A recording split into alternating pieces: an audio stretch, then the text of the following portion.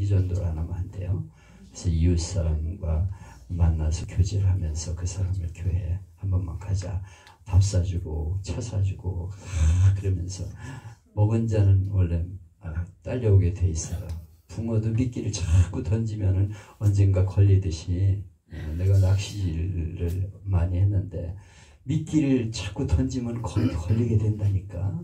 자꾸 던져야 돼요. 그래야 고기를 잡잖아요. 난 사람 낚는 어부가 되기를 하는 게 진리라고 생각해. 사람을 낚으려면은 자꾸 던져야 돼, 미끼를. 그래서 떡밥을 던져주고 막 안 잡혀도 괜찮아. 막 던져줘. 그냥 막 처음에 막 던져주고. 내가 낚시질하는 우리 장로님이 계셔가지고 가끔 낚시질을 같이 가고 그랬어요. 요새는 간다고 말만 하고서 지금 은퇴하고 못 가는데 그분도 못 은퇴하고 저쪽으로 이사가서 재미나요. 그분 아주 낚시질 선수예요. 그래가지고 처음에 그냥 무조건 떡밥을 던져 막 뿌려. 그러면 고기들이 막 좋아가지고 막 먹죠. 거기다 딱 던져놓고 그냥 탁 잡아가지고 낚아내면 한 망탱이씩 잡아가다가 붕어찜 맛있게 해가지고 먹고 그러는데 야, 떡밥을 자꾸 줘야 돼요. 자꾸 던져야 돼요. 그래야 고기가 잡히는 거지. 사람 낚는 어부가 되게 하리라. 이건 진리의 말씀입니다. 자꾸 떡밥을 주라 이거예요. 그래서 자꾸 낚시질을 해야 된다 이거예요. 안 잡혀도 계속 입질을 하도록 자꾸 하면은 언젠가 딱 한 마리씩 걸려 나오게 돼 있어요. 이걸 전교인들이 해야만 교회가 살아날 수 있어요. 그래서 가을 학기에는 이 설교학에 대해서 어떻게 설교를 할 것인가, 그 다음에는 전도를 좀 강의하고 싶어요. 전도학에 대해서. 그래서 개인전도법, 교회 전체를 움직이는 전도법, 이것에 있어서 한번 강의를 꼭 해주고 싶습니다. 그래서 오늘은 종말론과 내세론인데요. 이거는 참 중요한 것이죠. 결국 우리 인간은 이제 죽음으로 끝이 아니고 다음 세상이 있다고 믿는 게 우리 신앙이죠. 성경이 그렇게 말씀하고 있기 때문에. 그래서 이 종말론에 대한 신앙을 확실히 가질 때 신앙을 다뤄가지게 되고 고난이 와도 역경이 와도 잘 견디게 되는 것이죠. 이게 없으면은 교회 시들시들하다가 떨어지게 돼요. 요새 코로나 무섭다고 교회 안 나오는데 종말론을 확실하게 심어줘야 되죠. 그렇죠? 그래서 그가 죽음은 영생이다. 영원한 천국인데 내가 끝까지 코로나 무서워가지고 교회 안 나가는 게 말이 되냐? 그래야 교회를 나오잖아요. 근데 교회 안 나온다니까 요새. 아이고 안 나가도 편하네 그러면서 안 나와. 그렇게 해서는 안 되는 거죠. 종말론을 확실하게 가르쳐야 돼요. 우리의 목적은 저 영원한 나라다. 아멘. 여기는 잠시 머무다는 나간이다. 사실 우리가 100년 산다는 100년 세대라고 말하는데 100년이라는 게 사실 얼마나 길겠어요?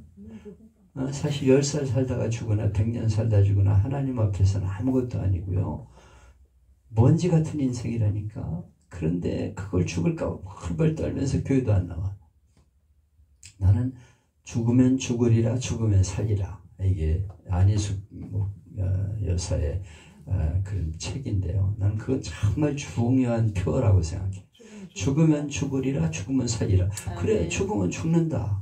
그리고 교회 나오는 거예요. 그러나 그거 괜찮다 이거예요. 아니 죽으면 죽는 거지.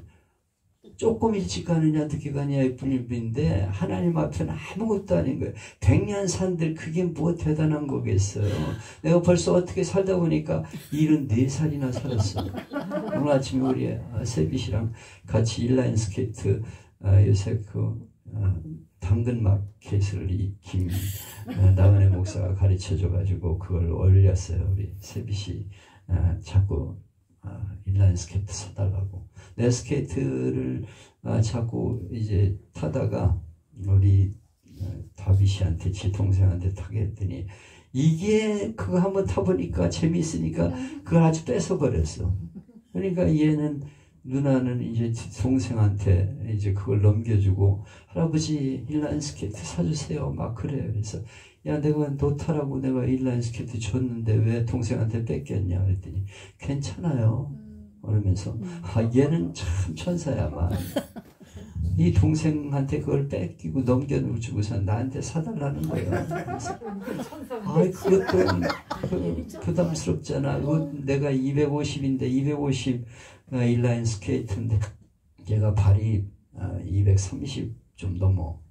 발이 좀 커져가지고 거기다가 이제 두꺼운 양말을 껴 신고 타면 이게 꽉 졸르면 괜찮아요. 그러니까 얘가 그걸 타고 막 이랬는데 옛날에 얘도 사준 게 있었는데 조그마니까 못 타 이제는.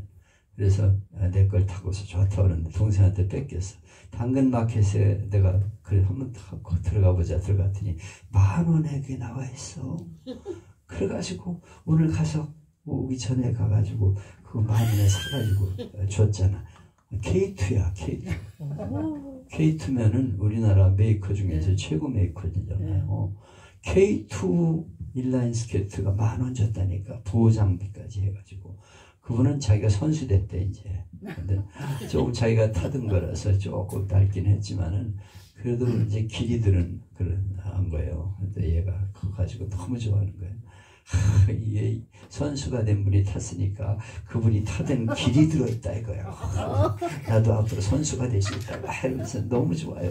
빨리 타고 싶어요. 막 이래. 아니 10,000원의 행복.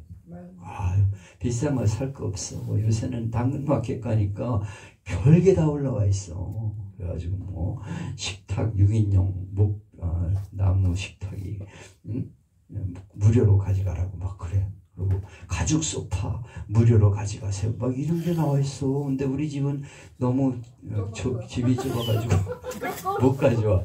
아유 그거 알았으면 우리 식탁 그냥 가져오는 건데. 그런 게 많아요. 거기 올라가 보니까 당근마켓은 그 동네에서 파는 사람들이 내놓은 거야. 가서 그냥 가져오면 돼. 너무 좋아. 그거 한번 사용을 해보세요. 당근마켓 아세요? 네? 당근마켓이 무슨 뜻인지 아시냐고. 몰라. 당근 당근이 아니고 당신 근처. 당신의 근처에서 만나는 시장.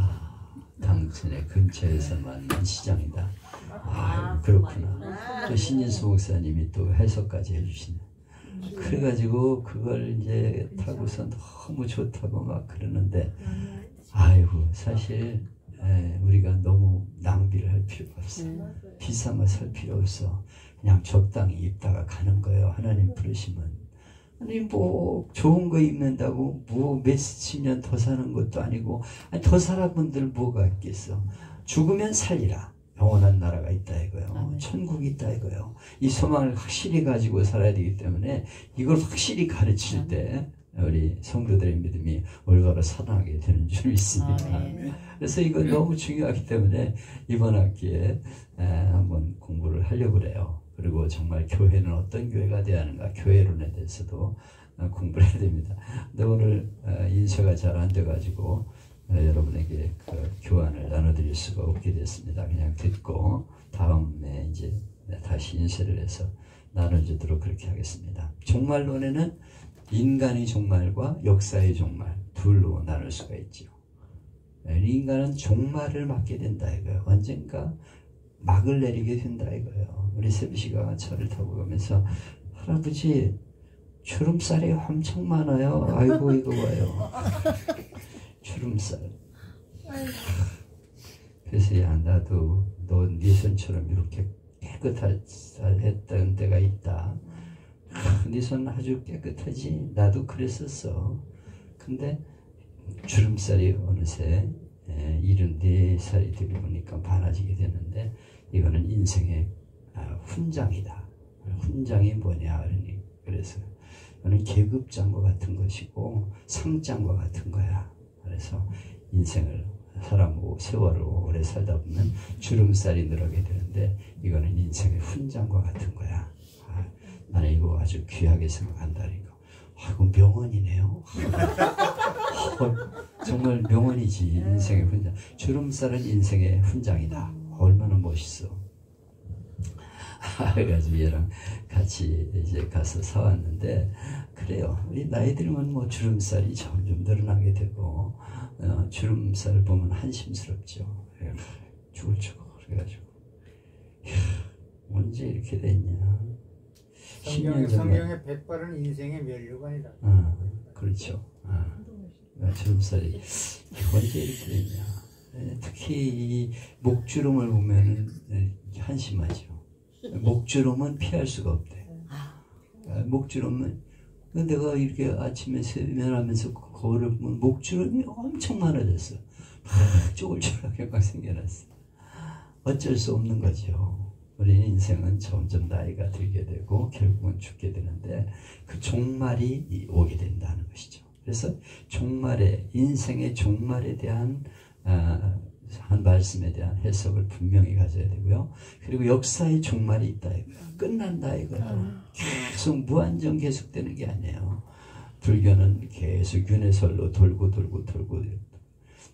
그는 역사의 현상은 돌고 돌아요. 그래가지고 좋았다, 나빴다, 흐렸다, 개었다, 좋은 일이 역사에 나타났다가 또 굳은 일이 나타나기도 하고 그러면서 이렇게 반복되는 것을 윤회라고 표현하고 있는데 그거는 흐름일 뿐이지 많은 말은 아니죠. 우리가 계속 돌아가지고 어린아이로 또 태어나고 그 다음에 또 늙었다가 또 가고 어떤 때는 또 이게 동물로 태어나기도 하고 개로 태어나기도 하고 이런 건 아니잖아요. 역사는 직선이야. 우리 기독교의 역사관은 직선이에요. 쫙 흐르면 끝나는 거예요. 근데 마지막 끝나는 날이 오게 된다는 거예요. 역사가 계속 무한정 계속되리라고 생각하는 것은 잘못된 것이죠. 그래서 역사의 종말에 대한 그런 공부를 또 하게 되는 것이죠. 여기에 대해서 전천년설이나 뭐 무천년설이냐 후천년설이냐 이런 것도 있는데 이런 내용들을 우리가 공부하면서 역사의 종말은 이렇게 다가올 것이구나 하는 것에 대해서 이번 학기에 공부를 하게 되겠습니다. 우리 인간은 결국 종말을 맞게 된다. 하나님이 우리 인간을 창조하셨는데 이렇게 살다가 결국은 태어나서 죽게 된다. 이것이 성경의 결론이죠. 하나님께로부터 나서 하나님께로 돌아가게 된다. 계속해서 머무는 존재도 아니고 돌고 도는 존재도 아니고 결국은 끝이 있게 되고 결국은 죽고 나서 끝이 아니고 하나님 앞에 가서 영원히 사는 세상이 있다. 이것이 우리 성경이 말씀하고 있는 종말론입니다. 인류의 기원에 대해서 성경은 분명히 하나님이 창조하셨다고 말씀하고 있는데 인도는 검정소에서 나왔다. 그래서 소를 귀하게 여기는데 인간의 기원이 어디서 나왔냐? 검정소에서 나왔다는 거예요. 우리 한국에는 곰에서 나왔다, 알에서 나왔다. 이런 전설이 있죠.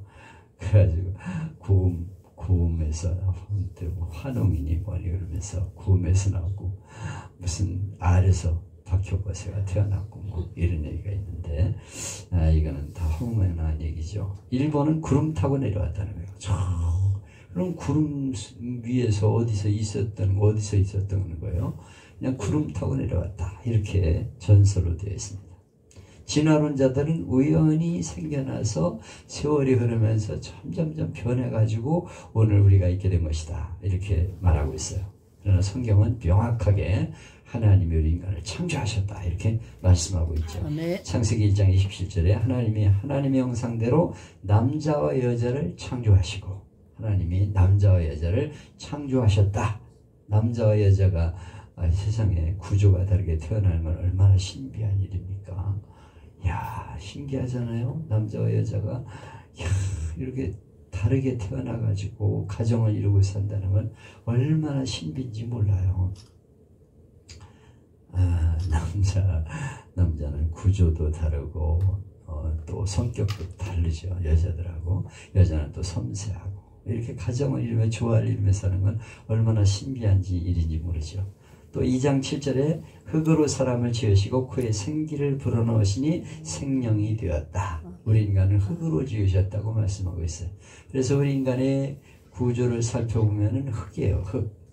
인체 요소들은 수분, 물이 70%를 차지하고 있고 지방, 철분, 마그네슘, 석회 이런 것들이 구성이 되어서 흙의 성분으로 되어 있습니다. 그래서 죽으면 한 줌 흙으로 돌아가게 되는데 과학자들은 우리 인간이 육체를 가격으로 따지면 3.5달러다 이렇게 평가를 해놨어요. 그 사실 철분, 석회, 마그네슘, 지방, 수분 이거 다 모아가지고 계산하면 3.5달러래. 우리 인간의 구성을 흙의 성분으로만 본다면 아주 가치가 없는 거예요. 3.5달러밖에 안 돼요. 그렇지만 우리 인간은 그런 존재가 아니에요. 하나하나의 구조가 얼마나 어마어마한 가격인지 모르죠. 눈동자 하나 만들려버려. 요거. 그래가지고 요 안에 2억 개의 세포로 이루어져 있는데 이거를 만들 수 있겠습니까? 그리고 햇빛이 비침에 따라서 이게 조리개가 넓혔다 좁혔다 그러면서 빛을 받아들이게 되는데 이게 뇌와 연결되어서 이런 활동을 한다는 게 얼마나 신비합니까? 이 눈동자 하나를 만드는데 얼마나 많은 돈이 들겠어요? 어마어마한 돈으로도 평가할 수 없는 그것이 바로 우리 인간 아니에요. 그래서 우리 인간은 흙덩어리가 아니에요. 흙으로 지어졌지만 단순한 흙이 아니라는 것이죠. 왜냐하면 하나님의 형상을 가진 존재고 하나님이 귀하게 우리를 만드신 존재다. 그것을 성경은 말씀하고 있어요. 하나님의 우리 인간을 창조하셨음을 증명하는 증거는 모든 인간이 다 똑같다는 거예요. 단일성인데요. 구조와 기관이 전 인류가 동일하다. 어느 인류든지 다 구조가 동일해요. 기관도 다 동일해요. 눈이 발에 달린 사람 봤어요? 그래가지고 다 눈이 거기 달려 있잖아요. 눈썹이 여기 딱 붙어 있고 코도 여기 딱 붙어 있고 어디를 가나 모든 인류는 다 똑같다니까. 그거 보면 야 이게 인간이 만든 게 아니고 인간이 저절로 된 게 아니고 분명히 창조주가 계시구나 하는 것을 알 수가 있고요. 또 신경세포와 둘째는 신경세포와 혈액순환, 호흡기관, 소화기관, 생리작용이 동일하다. 신경세포가 다 이렇게 이루어져 있어가지고 저 손끝까지 신경세포가 다 들어가 있는데 이게 다 똑같아. 여기 아프리카에는 신경세포가 틀리고 아시아에는 또 틀리고 이런 게 아니야. 다 똑같아. 그리고 혈액순환도 다 똑같아. 혈관이 다 이 안에 들어가 있어. 요 손끝까지 혈관이 들어가 있어. 작은 혈관과 큰 혈관이 다 배치가 되어 가지고 있는데 모든 인류가 다 똑같아. 호흡기관, 숨 쉬는 것도 다 똑같아. 숨 쉬는 게 다 똑같아. 폐가 이렇게 벌떡벌떡 하면서 이렇게 숨을 쉬게 만들었는데 다 똑같게 그렇게 만들어져 있어. 소화기관, 뭐 어떤 사람은 내장이 길이가 뭐 1m, 5m가 되고 어떤 사람은 50cm 되고 이런 게 아니야. 다 똑같아. 생리작용도 다 똑같아. 오줌 넣고 똥 싸고 이거 다 똑같게 이렇게 만들어져 있어. 이거 분명히 만든 분이 계시다 이거.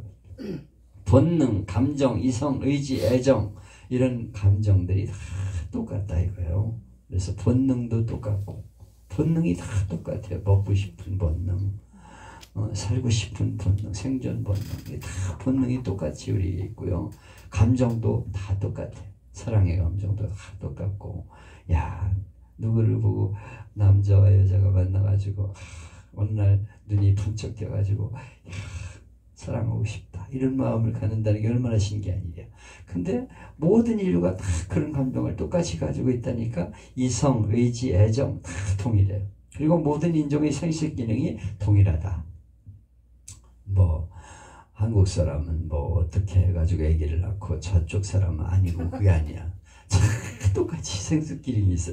이걸 보면은 분명히 맞는 분이 계시다. 창조주가 계시다는 것을 알 수가 있죠. 그래서 사도행전 17장 26절에 인류의 모든 족속을 한 혈통으로 만드사 모든 족속이 다 똑같이 되어 있다 이거예요. 하나님이 이렇게 만드셨다 이거예요. 이걸 우리가 믿어야 되죠. 그래서 일론을 우리가 여기 같이 공부를 하게 되는 건데요. 뭐 일론, 인간론 이런 거를 따로 구분할 필요가 없어요. 그냥 다 같이 종말론에 그냥 섞여가지고 하면 돼. 하나님이 우리 인간을 창조하셨다 이거예요. 인간은 하나님이 지으신 신비한 존재예요. 그래서 시편 139편 14절에 나를 지으심이 신묘막측하심이라. 참 신묘막측하다 이거야. 생각해보면 신묘막측, 신비로워서 헤아릴 수 없어. 이거 어떻게 이럴 수가 있냐. 정말 신묘막측하다. 눈, 코, 입, 귀, 손톱, 장기들 하나하나가 다 신비해.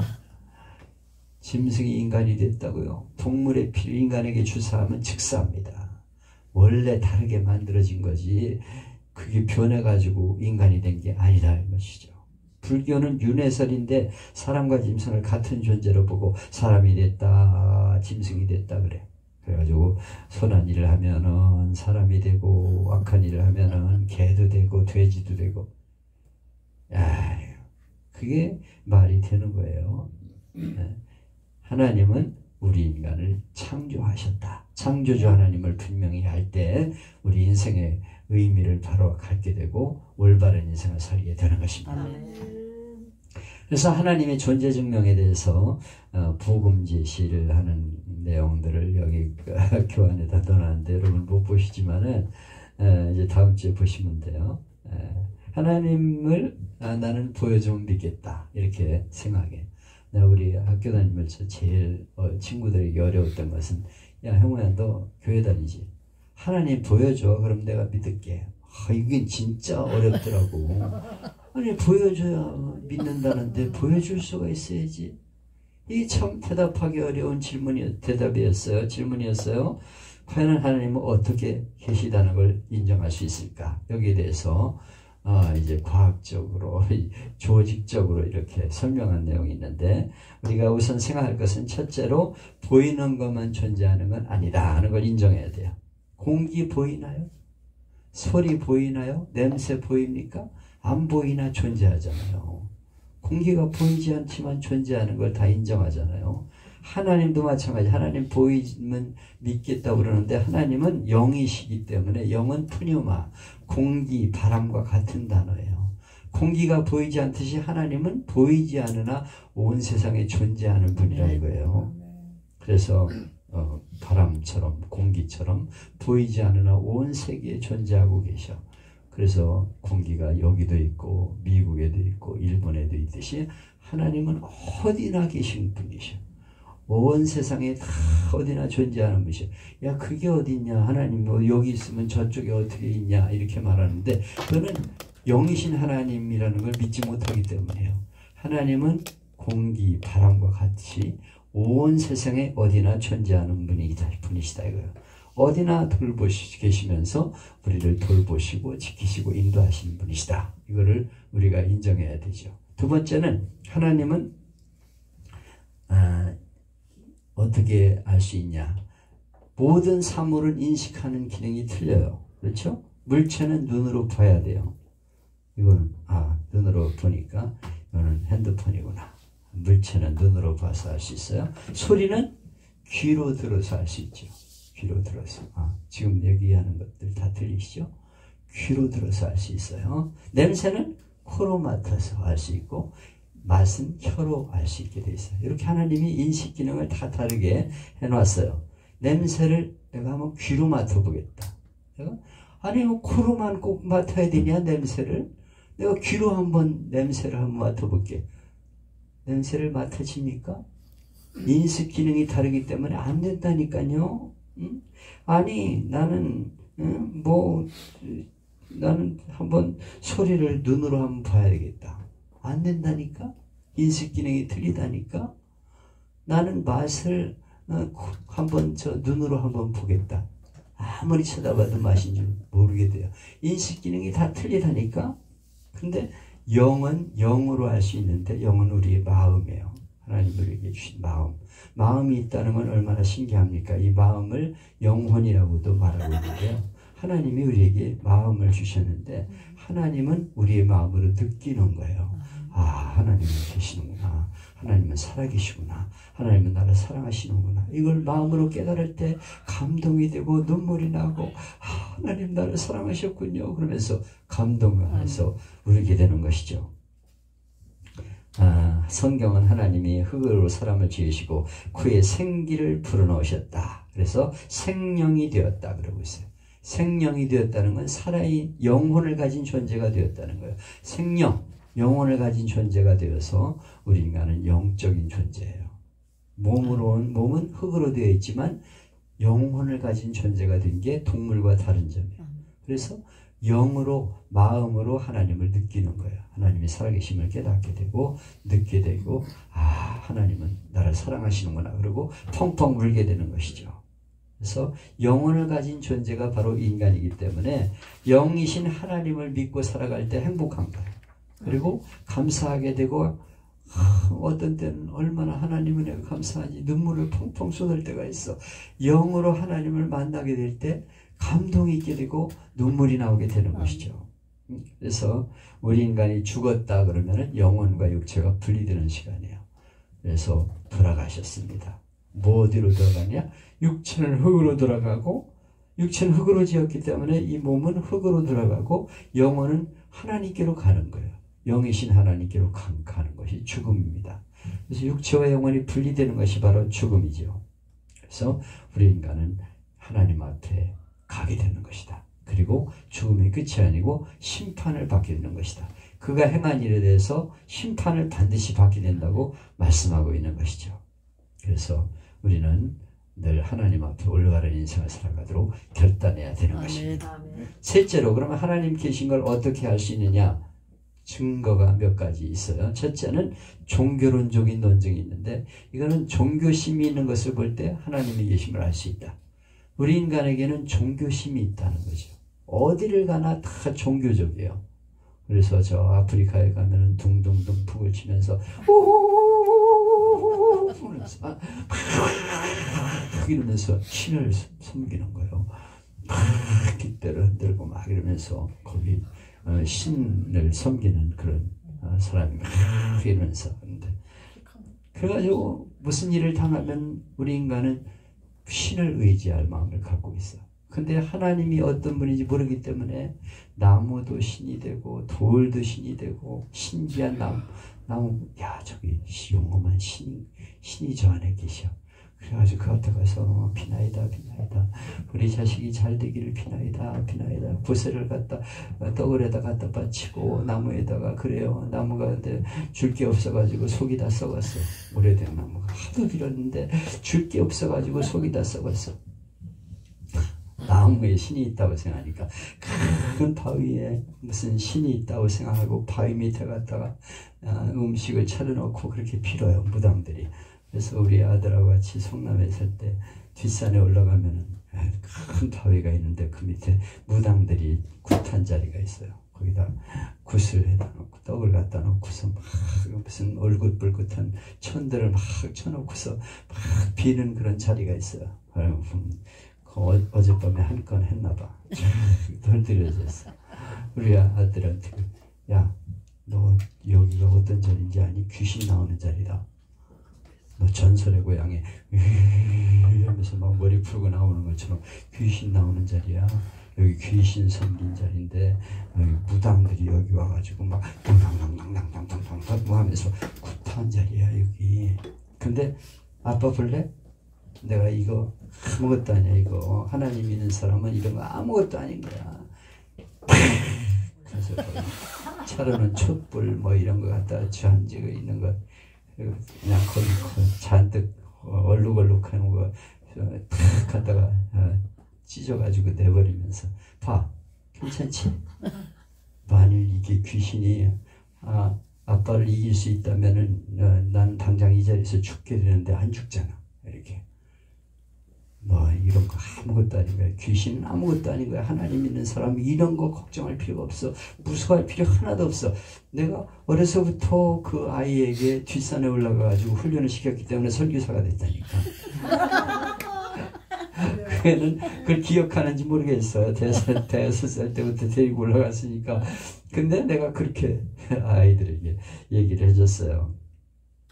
여러분, 신이 계시다면 신을 믿는 마음을 주셨을 것이다. 그런데 모든 인간의 마음속에는 신을 믿을 마음이 있다. 그러므로 신은 계시다. 이게 종교론적인 논증입니다.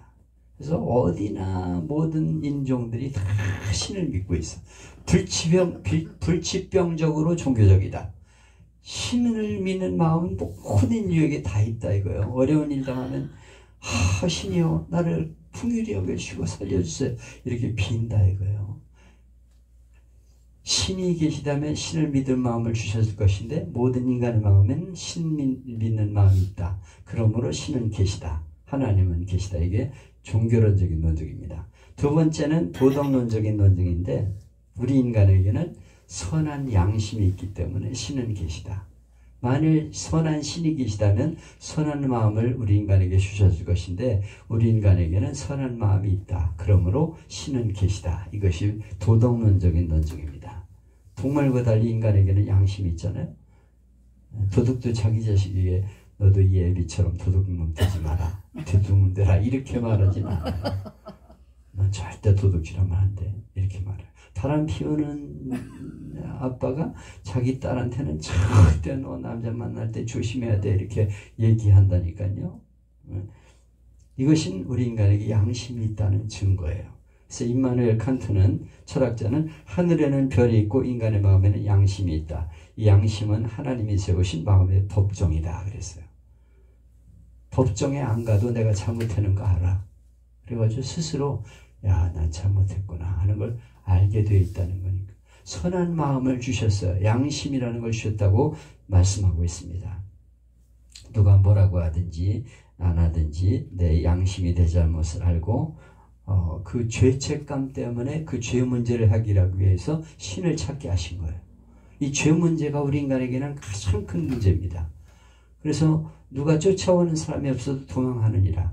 죄인은 누가 쫓아오지 않아도 도망해요.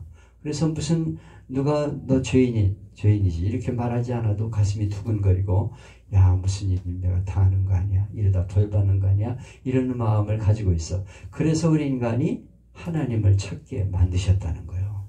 왜냐하면 죄 문제를 해결해야 되는데 죄 문제를 해결할 방법을 찾아 헤매다가 아무리 해도 안 돼. 노력해도 안 되고 애를 써도 안 되고 그 문제를 해결하는 길은 결국은 신에게 돌아가는 길밖에 없다는 걸 깨닫고 하나님 앞에 나오게 하신 거예요. 그래서 천부의 의지 없어서 손들고 옵니다. 하나님 앞에 내가 죄인임을 깨달을 때 하나님 앞에 나와서 회개하고 마음의 평안을 누리게 되는 것이죠.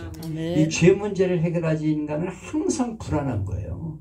잠을 자도 불안하고 깨어나도 불안하고 많이 가져도 불안하고 항상 불안한 마음을 벗어날 길이 없어. 근데 우리 인간에게 그 죄를 통해서 하나님을 알게 하기 위해서 우리 인간에게 하나님을 믿는 마음을 주신 것이죠. 이것이 바로 도덕론적인 논증이에요. 우리 인간에게는 선한 마음을 하나님이 주셔서 죄라는 걸 깨닫게 하고 하나님 앞에 돌아오게 하셨다. 이것이 도덕론적인 논증이고, 셋째는 인과론적인 논증인데 만물을 보아서 알 수 있다는 거예요. 이게 원인이 있어야 결과가 있다는 거죠. 이게 만든 분이 있으니까 핸드폰이 여기 생겨났다는 거죠. 원인이 있어야 결과가 있잖아요.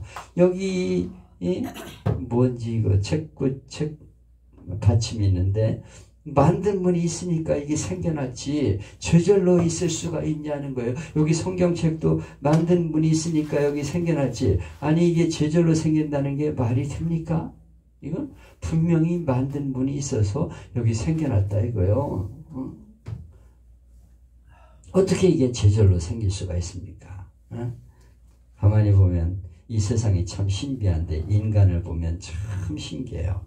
정자와 난자가 어떻게 생겨나가지고 그게 만나가지고 한 생명이 태어나니까, 남자와 여자가 구조가 달라가지고 결혼을 해서 이게 정자와 난자가 만나가지고 자궁 안에 착상을 해가지고 거기서 영양을 공급받으면서 이렇게 탯줄이라는 게 생겨나서 영양을 공급받아가지고 계속 빨아먹고 자라다가 10개월이 돼가지고 세상에 태어나.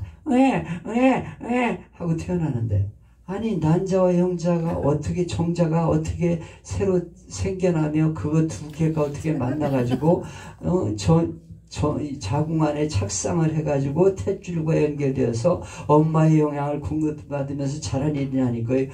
냉난방 시설이 다 잘 되어 있는 곳에서 자라. 이게 걱정은 하나도 안 하고 자라.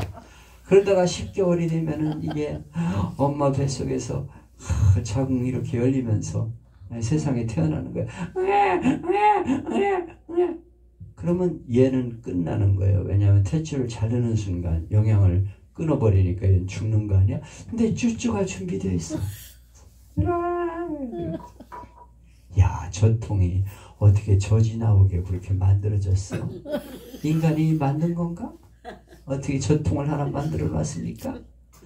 하나님이 이렇게 신비하게 만들어 놔서 아기가 자랄 수 있게 만들어졌다 이거예요. 우리 눈은 정밀한 카메라와 같아. 그래가지고 망막 이 안에 있어 스크린이 딱 있어서 물체를 다 이렇게 비춰가지고 볼 수 있게 만드는데, 아니 이런 카메라를 어떻게 만들 수가 있습니까? 기계가 좋긴 좋지만은 이런 게 우리 눈동자와 비교할 수가 있겠어요? 좋겠다, 놓쳤다, 빛에 따라서 이렇게 다 하면서 망막에 비춰가지고 뇌와